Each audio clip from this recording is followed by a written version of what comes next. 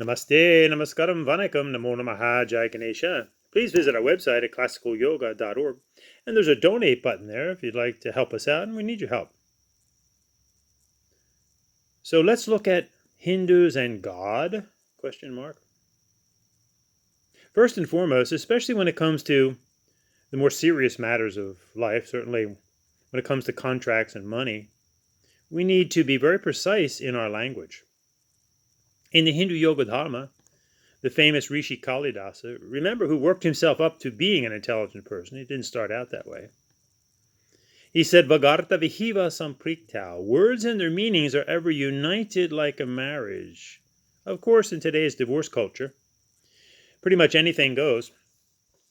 And remember that, Hindus, if anything goes, anything goes. That's why we have hot yoga, power yoga, blah, blah, blah.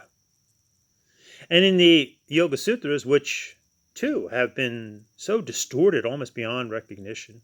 Remember, the Saiva Hindu Guru Patanjali makes no mention of any specific asana, thereby debunking the so-called Ashtanga Yoga of today.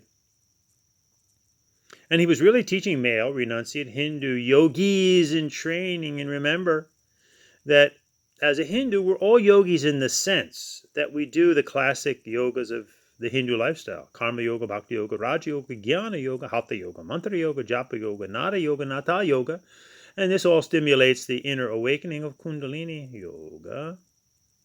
But the title, and it's not really a title because they don't look at it in that way, but for all intents and purposes, of the yogi or yogini, that's a renunciate, one who has left society. You rarely see them.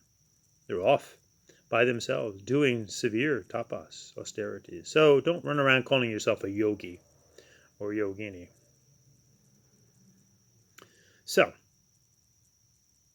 the Saiva Hindu Guru Patanjali, he said, Sabdayana nupati vastu sunyo vikalpaha.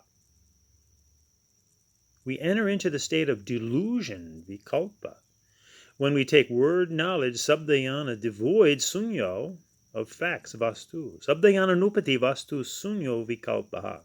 Delusion arises, anupati. So, let's look at the Anglo-Saxon word God, capital G. There was a small g in the Anglo-Saxon deities, but it was the Christians who capitalized God to make sure that everyone knew there was only, by definition, quote, one male creator being noun. There's a word for female, goddess. Unless anyone think that it's a vague term, and why make it superficial? Why is the prayer, Our Father, who art in heaven, not Our Mother? Why is it Our Kingdom, not Queendom? So it is a one male creator being noun. Is this what Hindus believe in? No way.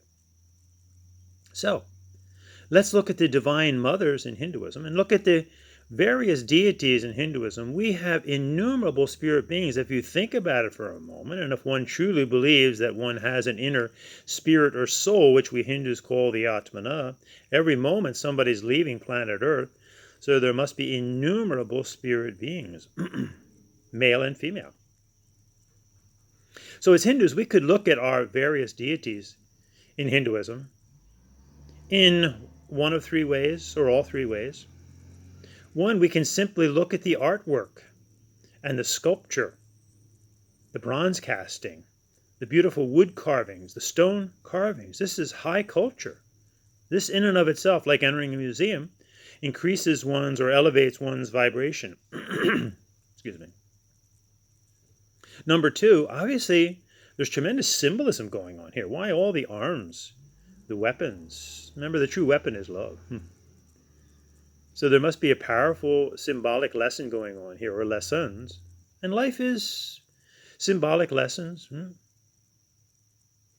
And, all of you have symbols in your homes. You have pictures of loved one, perhaps, that are either estranged from you or deceased. And it has great meaning to you. And you look at that picture, it may elicit a tear, a smile of joy. So too with the different deities of the world.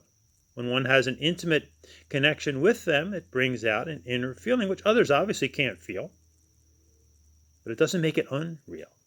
So number 3 is the internal connection that one may have with one or more of these Hindu deities, male and female. And nobody can give us that or take that away from us. That's highly personal. That's to be respected. However, we need to respect that we don't push our deity on the whole world or others. So in Hinduism, we have a beautiful, vast array of male and female spirit beings.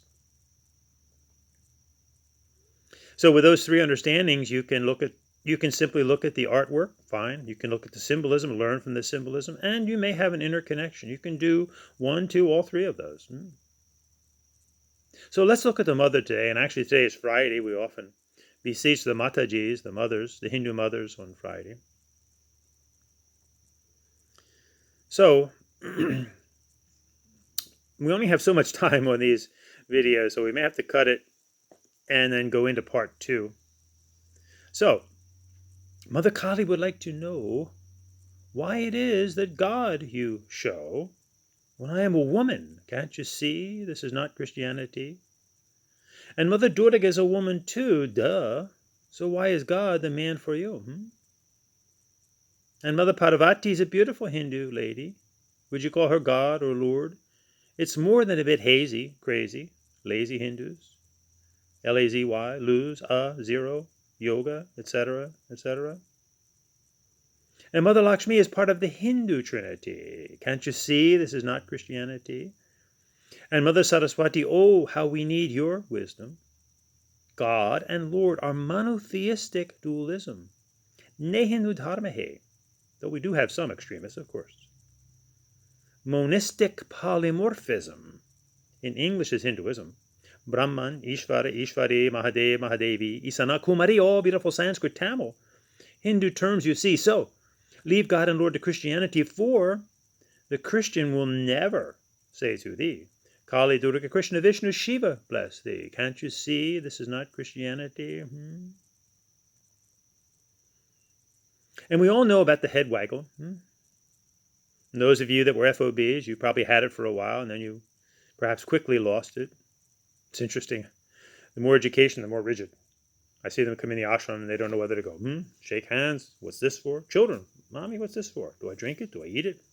Interesting. So the head waggle is simply a sign of recognition. It seems like the further south you go, too, the more the head waggle. You get me? You feel me? In today's parlance. So rigid and stiff, we are failing to see the flexible joy of divinity. The childlike wonder we had is lost, duped into thinking the ego is boss. When the old ways seem silly to our minds, we may even lose the ability to be kind. Money becomes our friend to take. Giving it out seems like a mistake. Innocence by birth, innocence lost. Innocence regained is the mission at all cost.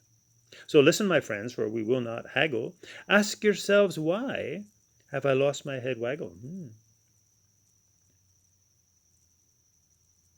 Now, in part 2, we'll look at the symbolism of the Agnihotra, the fire ceremony, that we still maintain. This is ancient stuff. In the form of your diya that you light every day, and we actually have full fire ceremonies, the Yajnam, the Agnihotra. So we look at the symbolism of the mothers in the fire, the Shakti, the energy of life. So we'll see you in part 2. Namaste, namaskaram, vanakkam, namo namaha.